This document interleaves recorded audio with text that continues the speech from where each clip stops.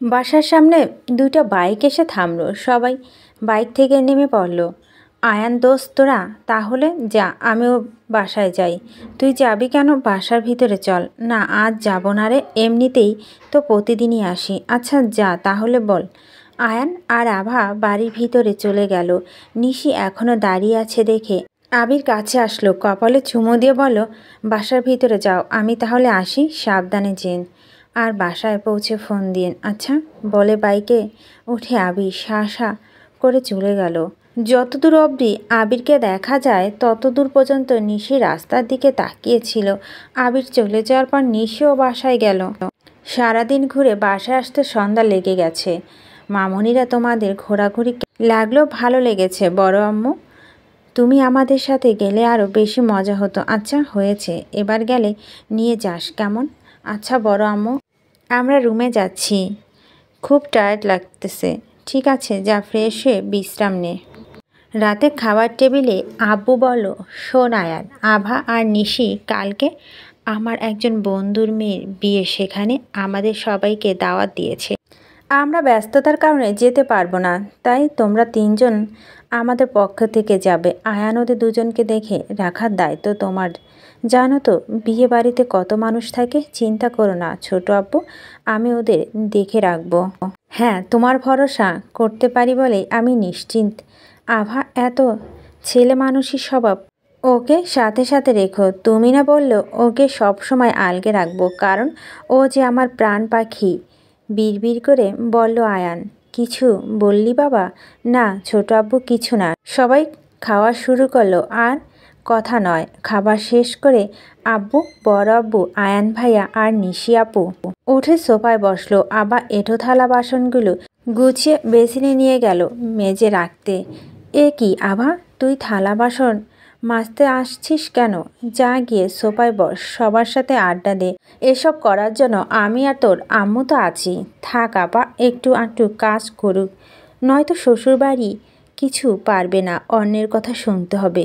কি যে বলিস ছোট, আমার আভা মামনিকে কি আর যার তার সাথে বিয়ে দেব? ওকে তো একটু রাজকুমারের সাথে বিয়ে দেব, যে ওকে অনেক ভালোবাসবে, আলগে রাখবে। সেভাবেই যদি কাজের লোক না থাকে আমাদের বাড়ি থেকে পাঠাবো। থ্যাংক ইউ বড় আম্মু, তুমি আমাকে এত এত ভালোবাসো। যদি তোমার মতো একটা শাশুড়ি পাই, আর কিছুই দরকার নেই। নিশ্চয় পাবি, আমার থেকেও যেন ভালো হয়, দোয়া করি মা। আবাকে নিয়ে নিয়ে যত চিন্তা আপা, যদি আয়ান বাবার মতো ভালো দায়িত্ববান ছেলের হাতে তুলে দিতে পারতাম তাহলে নিশ্চিত হতাম। দেখিস ছোট, তোর ইচ্ছে পূরণ হবে। আমি দাঁড়িয়ে মা আর বড় আম্মুর কথা শুনতেছি আর ভাবতেছি, আয়ান ভাইয়ের সেদিন ভালোবাসার কথাগুলো যদি সত্যি হতো তাহলে আম্মুর ইচ্ছে পূরণ হতো। আর বড় আম্মুর মতো না হয় বড় আম্মুকে শাশুড়ি হিসেবে পাবো, ভাবতেই লজ্জা পাচ্ছি। আমি আব্বু বড় আব্বুর কাছে আসলাম, কিন্তু বসবো কোথায়? একটা সোফায় আব্বু আর বড় আব্বু বসেছে। সিঙ্গেল সোফাটায় নিশি আপু আর আয়ান ভাইয়া বসে আছে। সেখানে জায়গা ফাঁকা আছে। বসতে হলে আয়ান ভাইয়ার কাছে বসতে হবে, তাই দাঁড়িয়ে আছি। কিরে আভা, দাঁড়িয়ে আছিস কেন ভাইয়া? পাশে ফাঁকা আছে, বস। না আপু, আমি দাঁড়িয়ে ঠিক আছি, বসতে হবে না। দাঁড়িয়ে থাকবি কেন রে? মা বস, ওখানে কতদিন একসাথে গল্প করি না, আজকে সময় পেয়েছি তাই একটু আড্ডা দিই। নাকি বুড়ো বাপদের সাথে আড্ডা দিতে ভালো লাগবে না? কি যে বলো বড় আব্বু, ভালো লাগবে না কেন? বলে আয়ান ভাইয়ার পাশে বসে পড়লাম। বসার পরই সবাই মিলে আড্ডায় মেতে উঠলাম। আড্ডার মাঝে আয়ান ভাইয়া আমার হাতটা ধরলো। ওনার দিকে তাকিয়ে চোখের ইশারায় জিজ্ঞেস করলাম, কি হয়েছে আমার পাশে বসতে?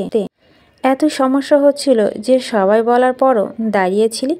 দাঁতে দাঁত চেপে, না মানে তেমন কিছু না ভাইয়া, আমি এমনি এমন জানি লাগতেছিল তাই।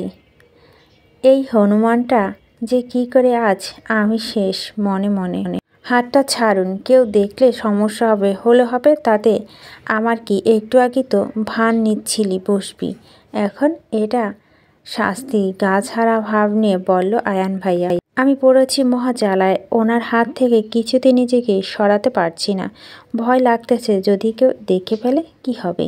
এই হনুমানটা তো কোনো চিন্তা নেই, যা হওয়ার আমার হবে।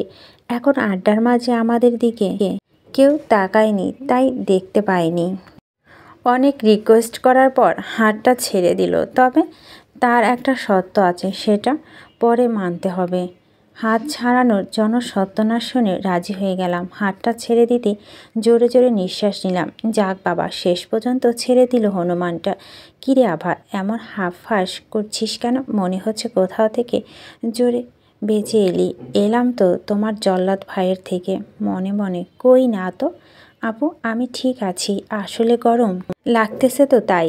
কি বলিস আভা, এসির মধ্যেও তোর গরম লাগতেছে? নিশি আপু বিস্ময় হয়ে আমার দিকে চেয়ে বলো। নিশি চুপ কর, ওর মনে হয় ভূতে ধরেছে তাই এসির মধ্যেও গরম লাগতেছে, ভুল বকতেছে আয়ান ভাইয়া। বেটা হনুমান আমার ভূতে ধরেছে না তোর ঘাড় মটকাবো আগে। কি বললি? কিছু না রে মামনি, তোমার সাথে ঘুমাবো। যাও, অনেক রাত হলো, আমরাও ঘুমাতে যাব। সবাই ঘুমানোর জন্য যে যার রুমে চলে গেল। আমি রুমে গিয়ে দরজা লেগে দিব।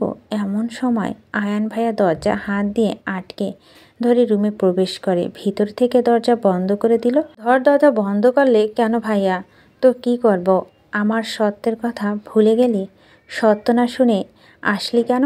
আপুর ছিল বলে তখন কিছু বলিনি। কি সত্য আপনার? তাড়াতাড়ি বলে যান। বন্ধ রুমের মধ্যে দুজনে আছি, জানলে সবাই খারাপ ভাবে। আমি তো চলে যাব, তোর রুমে থাকতে আসিনি বলে। বেডে শুয়ে পড়ো। তোর থেকে আমার রুম অনেক সুন্দর, তোর মতো না অগোছালো। আমার একদম পছন্দ না। সব কাজ শিখে নিবি, পরে ভবিষ্যতে আমার রুমে যেন আগোছালো না দেখতে হয়। সবসময় পরিষ্কার রাখবি। আমি কেন রাখবো? আপনার বউ রাখবে। বউটা তুই হতে পারিস। কাছে এসে বলল, আপনার সত্য বলুন। আমার সত্য হলো তুই আমাকে কিস করবি। কি? অসম্ভব, আমি এটা করতে পারবো না। অন্য কিছু করতে বলেন। শর্তে যখন রাজি হয়েছিস তখন সত্য মানতে হবে। আর হ্যাঁ, তুই কিস না, লিপ কিস করতে হবে। আমি এসব পারবো না, প্লিজ। হাত জোর করে আয়ান বুঝলো এই মেয়ে দ্বারা এসব হবে না। ও শুধু পরীক্ষা করার জন্য এরকমটা বলছিল। আয়ান আবার কাছে গিয়ে জড়িয়ে ধরে বলো, কিস করতে হবে না, ওটা আমি এমনি বলেছিলাম। কিসটা তোলা থাক, আমাদের বিয়ের পর বাসর রাতে হবে, তখন কিন্তু কোনো না চলবে না। আপনি এত বেহায়া কবে থেকে হলেন আয়ান ভাইয়া? আগে কখনো তো এমন লাগাম ছাড়া কথা বলতে শুনিনি। বিয়ের পর আরও কত কিছু শুনবি দেখবি। কানের কাছে এসে বলল। আমি তো লজ্জা ওনার বুকে মাথা লুকিয়ে আছি। হাত দুটো আয়ান ভাইয়ের পিঠের ওপর দিকে দিয়ে জড়িয়ে ধরলাম। আমার জড়িয়ে ধরার সাথে উনি আরও শক্ত করে জড়িয়ে ধরলেন। আলাদা একটা শান্তি অনুভব করতেছি। জড়িয়ে ধরে থাকতে ভালোই লাগতেছে। অনেকক্ষণ হলো, এবার ছাড়ুন। আয়ান ভাইয়া ছেড়ে দিয়ে বলল, ছাড়তে ইচ্ছে করছিল না। তোকে খুব তাড়াতাড়ি ছোট আব্বু আর ছোট আম্মুকে বলে আমার কাছে আনার ব্যবস্থা করতে হবে বলে কপালে চুমু দিয়ে রুম থেকে চলে গেল। আমি শিওর হলাম উনি আমায় সত্যি ভালোবাসেন। আব্বু আম্মুকে বেহায়া মানুষ আবার বিয়ের কথা বলবে, বলতো না। জানি তখন কত সমস্যা হবে। বড় আম্মু বড় আব্বু কি আমাকে তাদের ছেলেবউ হিসাবে মেনে নিবে? শত ভাবনা চিন্তা বাদ দিয়ে ঘুমিয়ে গেলাম। রাতে আচমকায় ঘুম ভেঙে গেল। ঘড়িতে 1:10 বাজে। পানি খেতে গিয়ে দেখি জগে পানি নেই। নিচে পানি নিয়ে যাওয়াটা বিরক্ত লাগে, তবু ঘুম ঘুম চোখে নিচে গেলাম পানি খেতে। পানি খেয়ে রুমে যাওয়া উপরে উঠতেই গেলে খেয়াল করলাম আয়ান ভাইয়ার রুমে আলো জ্বলতেছে। ওনার রুমে এত রাতে আলো জ্বলছে, তার মানে এখনও জেগে আছে। একবারও কি যাব দেখতে কি করছে? না থাক, গেলে যদি রাগ করে। মনের সাথে কথা বলে শেষে ভাইয়ার রুমের সামনে গিয়ে আস্তে করে দরজা হাত দিলাম। দরজা খুলে গেল। উনি দরজা বন্ধ করেনি। কি ব্যাপার? দরজা ফাঁক করে দেখি আয়ান ভাইয়া বিছানায় সে 2 হাত দিয়ে মাথা ধরে আছে। ওনার আবার কিছু হলো না তো? বুকটা ধপ করে উঠল। রুমের ভিতরে গেলাম। কি হয়েছে ভাইয়া আপনার? আমার কথা শুনে আয়ান ভাইয়া চট করে মাথা তুলে আমার দিকে তাকালো। তুই এত রাতে আমার রুমে কেন? আমি আপনার রুমে আলো জ্বলানো দেখেই আসলাম। কিন্তু আপনার কি হয়েছে? এমন করে মাথা ধরে ছিলেন কেন? প্রচণ্ড মাথা ব্যথা করতেছে, কিছুতেই কমতেছে না। সে কি, আপনার মাথা ব্যথা করতেছে? কাউকে ডাকেননি কেন? দাঁড়ান, বড় আম্মুকে ডেকে দিই। যেতে নিলেই ভাই আমার হাত ধরে বিছানায় বসিয়ে বলল, কাউকে ডাকতে হবে না, তুই আছিস তো। আর যদি তোর সমস্যা হয় রুমে চলে যা। না না, আমার কোনো সমস্যা নেই, আমি আছি। মাথাটা ব্যথা ফেটে যাচ্ছে, একটু টিপে দে তো বলেই আমার কোলে মাথা রেখে শুয়ে রইল। ভাইয়ের কপালে দিলেই কারেন্টের মতো চমকে উঠলাম। আপনার শরীর তো জ্বরে পুড়ে যাচ্ছে, এত জ্বর এলো কীভাবে জানি না। হঠাৎ করেই জ্বর আর মাথা ব্যথা কই থেকে আসলো। মেপে দেখি 301 জ্বর। আমার খুব কষ্ট হচ্ছে। মানুষটা জ্বরে কেমন কাতরাচ্ছে, চোখ দুটো লাল হয়ে আছে। আপনি থাকেন, আমি নিচ থেকে পানি নিয়ে আসি, জলপট্টি দিতে হবে। নিচ থেকে পানি নিয়ে এসে জলপট্টি দিতে নিচ্ছি। জ্বর কিছুতেই কমছে না, চোখ বন্ধ করে আছে।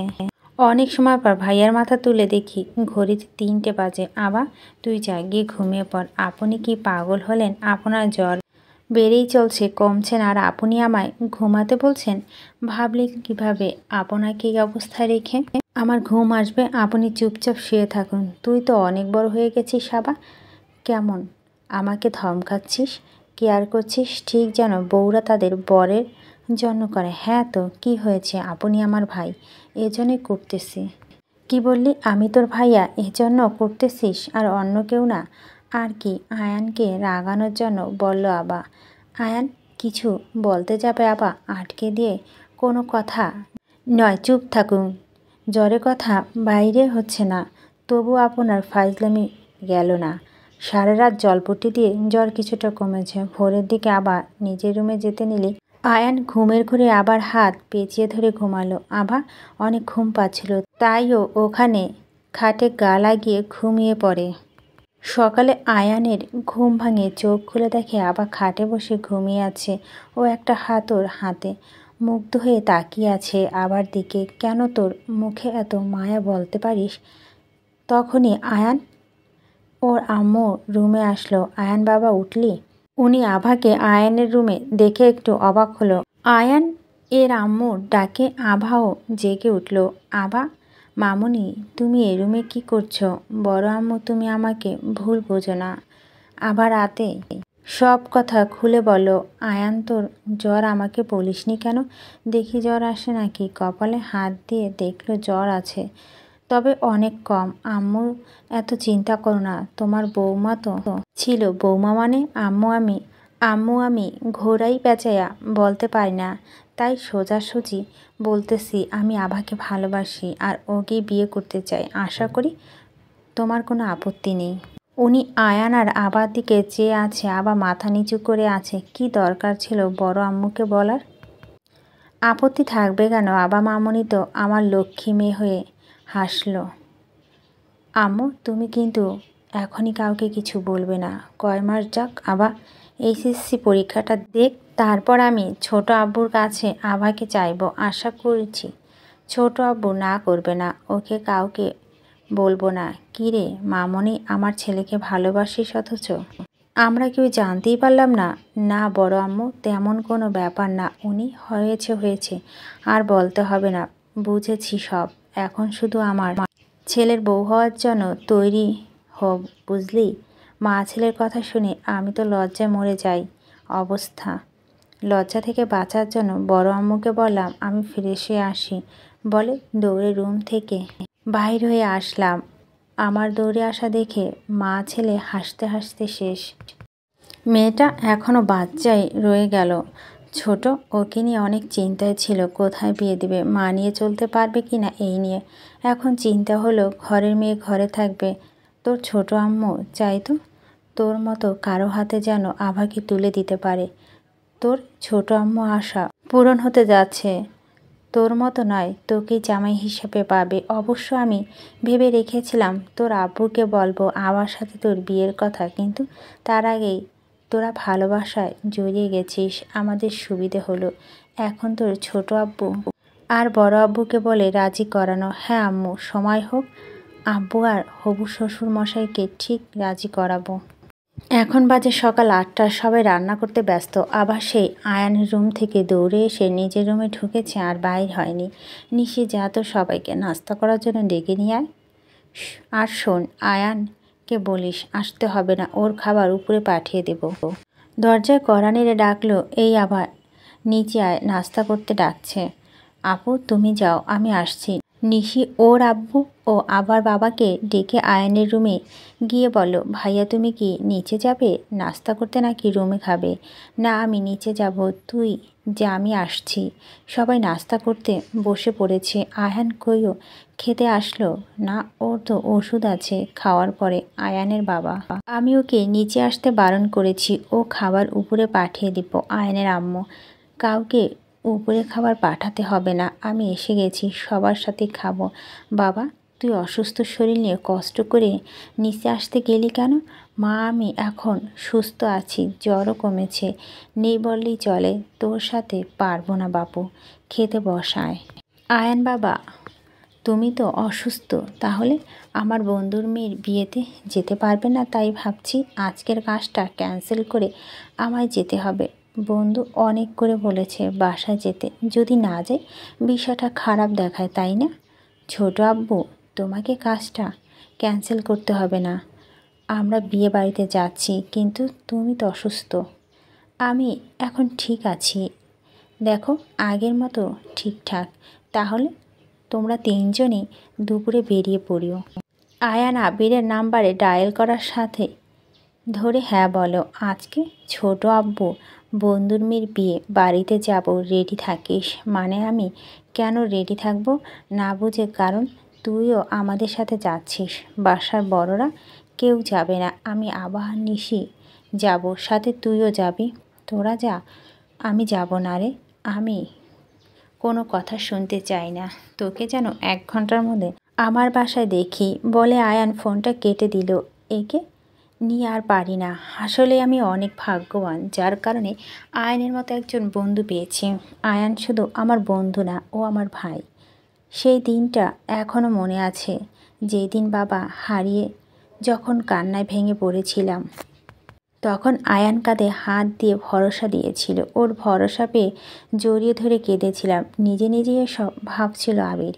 নিশি আভা রেডি হয়ে দাঁড়িয়ে আছে, আয়ানও রেডি হবে, যাচ্ছে না, দাঁড়িয়ে আছে।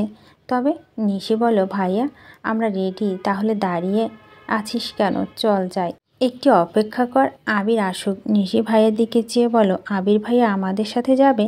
হ্যাঁ যাবে। এই কথা শুনে নিশি সেই খুশি যা একজনের চোখে পড়েছে। আবিরও এসে বলো, আজকে সবাই মিলে গাড়ি করে যাব, আয়ান ড্রাইভিং করবে। আবির পিছনে গিয়ে বসলো, নিশিও আবিরের পাশে বসলো। আবির ইচ্ছে করে পিছনে বসতে যাবে, আবার সামনে বসতে পারে, দাঁড়িয়ে থাকবে নাকি যাবে। আয়ানের ধমক শুনে আবার ধরপড় করে সামনের সিটে বসে পড়ল। গাড়ি চলছে আপন গতিতে, ড্রাইভিং করার মাঝে মাঝে আয়ান আবার দিকে দেখছে, আর আভা গাড়ি জানালা দিয়ে বাইরে মনোরম পরিবেশ দেখতে ব্যস্ত। কি হচ্ছেটা কি? নিশি হাত ধরছো কেন? আয়ান সামনে আছে, দেখতে পেলে মুশকিল হয়ে যাবে। দেখতে পাবে না, আপনি হাতটা নিচে রাখুন, আমি শুধু ধরে রাখবো। প্রায় 1 ঘন্টা পর ওরা একটা কমিউনিটি সেন্টারে এসে পৌঁছালো। বিয়ের আয়োজন সব কমিউনিটি সেন্টার করা হয়েছে। ওরা সবাই ভিতরে এলো। আরে তোমরা এসে গেছো? আসসালামু আলাইকুম আঙ্কেল, কেমন আছেন? আলহামদুলিল্লাহ ভালো। ইয়াংম্যান তুমি কেমন আছো? আলহামদুলিল্লাহ ভালো। আয়ান, নিশি, আভা, আবির, উনি হলেন আমজাদ আঙ্কেল, ছোট আব্বুর বন্ধু। আজকে ওনার মেয়ের বিয়ে। ওরা 3 জন আবার সালাম দিলেন। আরে তুই আমাদের সেই ছোট্ট আভা, তোমাকে কত ছোট দেখেছিলাম, এখন কত বড় হয়ে গেছিস। কথা শেষ করে আমজাদ সাহেব ওদের কানের কাছে যে বলেন, আভা এখানে কাউকে চিনে না, তাই এক সাইডে দাঁড়িয়ে আছে। পাশে আয়ান ভাইয়া এসে বলল, কোথাও যাবে না, সব সময় আমার সাথে থাকবে। বিয়ে বাড়িতে অনেক মানুষ, তোমার আব্বু আমাকে দায়িত্ব দিয়েছেন তোমাকে দেখে রাখার, বুঝেছো? আপনি হঠাৎ তুই থেকে তুমি করে বলতেছেন কেন? কারণ বিয়ের পর তুই আমাকে তুমি করে বলবি, আর আমিও বলবো, তাই এখন থেকে একটু প্র্যাকটিস করছি। আবার আর কিছু বলো না। কিছু দূরে দেখে আবির ভাই আর নিশি দাঁড়িয়ে কথা বলছে। তখন একটা মহিলা নিশিকে দেখে বলে, তুমি মনোয়ারা খানের মেয়ে না? জি আন্টি, আমি ওনার মেয়ে। তুমি আমাকে চিনবে না, আমি তোমাকে চিনি। তুমি কোন ক্লাসে পড়ো মা?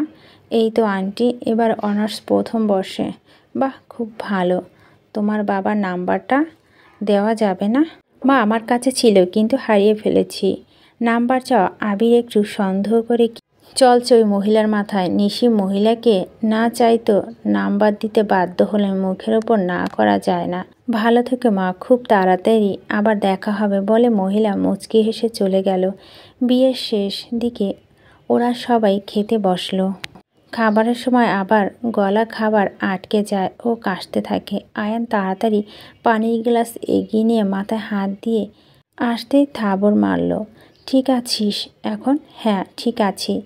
তোমরা খাওয়া শেষ করো, আমি আর খাবো না। আবার উঠে এসে বরকনেকে যেখানে বসানো হয়েছে সেখানে দাঁড়িয়ে আছে। হাই, আমার নাম সায়ন। তোমার নাম কি? কি হলো মিস, নাম বলছো না মা কেন? নাকি কথা বলতে পারো না? ও কথা বলতে পারে আর ওর নাম মিসেস আয়ান খান। কথাটা বলে ছেলেটার সামনে আসলো আয়ান। কি জোস শুনছেন ভাই, এইটুকু মেয়ের বিয়ে হয়েছে, আর যদি হয়ই হ্যান্ডসাম কোথায়? কেন, আমি ওর হাজবেন্ড পছন্দ হচ্ছে না? হবে না কেন ভাই, হয়েছে। আসলে আমি সরি ভাই, ভুল জায়গায় এসে পড়েছি বলে ছেলেটা ভয়ে পালিয়ে গেল। কনের বিদায়ের সময় হলো, সেখানে অনেকেই কান্না আওয়াজ শোনা গেল। আমিও একদিন এভাবে বাড়ি ছেড়ে চলে যাব, বাবা মাকে কান্না করবে তাই না? আবির নিশির দিকে তাকালো, তবে কিছু বলল না। বিয়ে বাড়ি থেকে ওরা চলে আসলো বাসায়। সূর্য আলোয় আরও একটা নতুন দিনের সূচনা হলো। আবার কয়েকদিন থেকে কলেজে যায়নি, তাই আজ কলেজে যাবে। কলেজে না যাওয়ার জন্য সিমি আর রুহির সাথে দেখা হয়নি। তাড়াতাড়ি করে আবার কলেজে গেল। বকুল গাছের নিচে সিমি রুহি বসেছিল। আবা ওদের কাছে যেতে ওরা দুজন আবাকে দেখেও না দেখার ভান করে উঠে চলে যেতে লাগলো। কী রে, তোরা দুজনে আমায় দেখে চলে যাচ্ছিস কেন? সিমি এবং রুহি ও দাঁড়িয়ে পিছনে তাকিয়ে বলো, আপনি কে আপা? আপনাকে তো চিনতে পারছি না। আপনি কি আমাদের চিনেন? একদম ঢং করবি না। তোদের কি হয়েছে বল তো, রাগ করতেছিস? আমরা কেন রাগ করব? আমরা কি তোর কেউ হই নাকি? অভিমানী সুরে বলো সিমি এবং রুহি। রাগ করিস না রে, দুদিন ব্যস্ত ছিলাম তাই আসতে পারিনি, সরি বলে ওদের দুজনকে জড়িয়ে ধরলো, কাতুকুতু দিল। ওরা সবাই হাসতে হাসতে একে অপরকে জড়িয়ে ধরলো। এই আবা, তুই তো আয়ান ভাইয়াকে ভালোবাসিস তাই না? সিমি, ভালোবাসি কিনা সেটা জানি না, তবে ওনার আশেপাশে থাকলে আমার ভালো লাগে, ওনাকে দেখলে মুখে হাসি ফোটে। বাবা, তুই তো আয়ান ভাইয়ার প্রেমে পড়েছিস দেখছি। তাড়াতাড়ি বিয়েটা করে নে, নয়তো আবার অন্য কেউ কেড়ে নিয়ে যাবে। উনি যদি আমায় সত্যি ভালোবাসেন তাহলে কখনোই এমন হবে না। আর আমি ওনার চোখে আমার জন্য ভালোবাসা দেখেছি। শুধু ভালোবাসা নাকি আরও অন্য কিছু দেখিসনি? সি রুহি, এসব কি বলতেছিস? তোর মুখে কিছু আটকায় না। ও মা, আমি আবার কি বললাম? কিছু না, চল ক্লাসে সময় হলো, ক্লাসে যাই। ওরা তিনজন ক্লাসে গেল। আইসিটি ক্লাসের স্যার বললেন, ফাইনাল পরীক্ষা আর মাত্র 5 মাস বাকি, সবাই ভালো করে পড়ো। কারো কোনো পড়া বুঝতে সমস্যা হলে অবশ্যই আমাকে জানাবে। সবাই ঠিক আছে বলল। স্যার ক্লাস করিয়ে বাহির হয়ে গেল। আমরাও বাইর হয়ে কলেজের পাশে আইসক্রিম খেতে চলে গেলাম।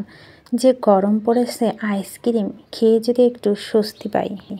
কলেজে সেই দিন পর রাকিব ভাইকে আর দেখতে পাইনি, এটা নিয়ে একটু খটকা লাগছে, তবে ভালোই হয়েছে। আমি কেন ভাবছি এসব? আবার বাড়ির দরজা বেল বাজাতে ওর আম্মু দরজা খুলে দিল। ভিতরে গিয়ে দেখে অপরিচিত কয়েকজন মানুষ সোফায় বসে আছে, আর তাদের সামনে শাড়ি পরে নিশি আপু বসে আছে। ব্যাপারটা কি বুঝলো না। ওপাশে আয়ান ভাইয়া বসে আছেন, সাথে আবির ভাইয়াও, তবে ওনার মুখটা শুকনো লাগছে। ভাই, আপনারা মেয়েকে আমাদের পছন্দ হয়েছে, তাই আমরা চাচ্ছি তাড়াতাড়ি বিয়েটা দিতে। আপনারা কি বলেন? নিশি আপুকে দেখে ওনারা এসেছেন। এবার বুঝলাম। আপুর চোখে পানি টলমল করছে। আমার মেয়ে রাজি থাকলে আমাদের কোনো আপত্তি নেই। মামনি, তোমরা কি বিয়েতে আপত্তি আছে বা কাউকে পছন্দ করো এমন কেউ আছে? থাকলে আগে বলে দাও। নিশি আবিরের দিকে তাকিয়ে আছে। তখন আবিরের নাম্বার থেকে নিশির কাছে মেসেজ আসে। আবির না বলতে বলেছে। এখনই সব বলে দিলে যদি সব সম্পর্ক শেষ হয়ে যায় এই ভয়ে। নিশি কাঁপা কাঁপা গলায় বলল, কেউ নেই, আমি এই বিয়েতে রাজি।